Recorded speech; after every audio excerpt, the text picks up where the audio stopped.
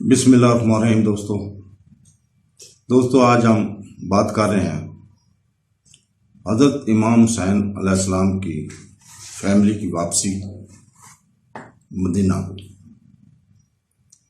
تو دوستو اہل مدینہ کو جب اس طرح امام حسین علیہ السلام کی شہادت کا علم ہوا اور قیدی بنائے گئے اور اہل بیت کی واپسی کا انتظار کیا، آخر کار امام سجاد علیہ السلام اور ان کے ساتھی مدینہ پہنچ گئے۔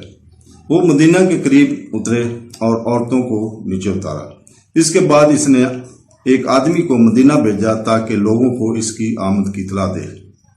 قاصد کہتا ہے کہ جب وہ مدینہ پہنچے تو مسجد نبوی میں وہ گئے۔ وہاں وہ بلند آواز سے روئے اور فرمایا، اے یثرب کے لوگوں، اس شہر میں کس امید کے ساتھ زندہ رہ سکتا ہے؟ حسین ابن علی شہید ہو چکے ہیں اور لوگوں کی آنکھیں ان کے لیے آنسو بہا رہی ہیں۔ امام کا یہ قاصد یہ کہہ کر مطمئن ہو سکتا تھا، تاہم اس نے اپنے اور اپنے امام کے اعتراض کو بیان کرنا کافی نہیں سمجھا۔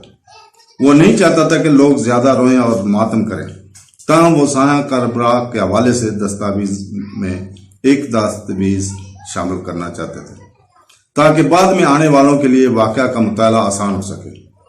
امام حسین علیہ السلام کے ظہور کا مقصد صرف یہ نہیں تھا کہ ان کی شہادت کے سوگ کے لیے مجالس کا اہتمام کر کے روحانی ثواب حاصل کیا جائے اور اسے ہمیشہ ممبر سے مذہبی گفتگو کا موضوع بنایا جائے جس سے آنسو نکل جائیں۔ ظہور امام حسین کا واقعہ بذات خود ایک بہت اہم واقعہ ہے اور تاریخ اس میں اس کی اہم اہمیت ہے، جس کا مطالعہ اس کی اپنی قدر و منزلت کو مد نظر رکھتے ہوئے کیا جانا چاہیے۔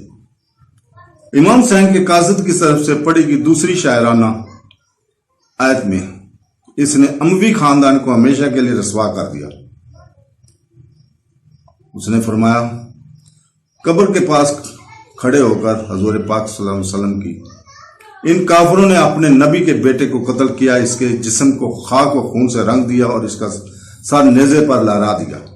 پھر لوگوں کو حضور کی آمد کی اطلاع دی اور کہا کہ وہ اس وقت مدینہ شہر سے باہر اتر چکے۔ لوگ شہر سے باہر نکلنے لگے اور سڑکیں بلاک ہو گئی۔ مدینہ نے ایک غیر معمولی شکل اختیار کی جب امام حسین علیہ السلام کے فرزند امام سجاد نے اپنے آپ کو اہل مدینہ سے روبرو دیکھا تو لوگوں کو خاموش رہنے کا اشارہ کیا۔ اس وقت اس نے ضروری سمجھا کہ مدینہ کے مسلمانوں کو ان واقعات سے آگاہ کیا جائے جو کئی مہینوں پر محیط سفر میں پیش آئے تھے۔ اس موقع پر ان کی تقریر کی تفصیل بعد میں دی جائے گی۔ جب اہل بیت مدینہ کی طرف روانہ ہوئے تو غمزدہ اور غمگین کے باوجود اپنی فتح اور دشمن کی بے بسی پر پورا یقین رکھتے تھے۔ شام میں ہی تھے کہ یزید کی بے بسی کے آثار نمودار ہونے لگے، جیسے کہ ہم نے پہلے اشارہ کیا تھا کہ اہل بیت عنقریب قید سے رہا ہو جائیں گے اور خلیفہ کے حکم کے مطابق انہیں دارالحکومت منتقل کر دیا گیا۔ وہاں ان کے ساتھ دشمشق کے لوگ باعزت و احترام سے پیش آتے تھے، جیسا کہ طبرہ نے لکھا ہے کہ معاویہ کو خاندان کی عورتیں بغیر کسی استثناء کے بنی ہاشم کی عورتوں کے پاس تعزیت کے لیے گئیں۔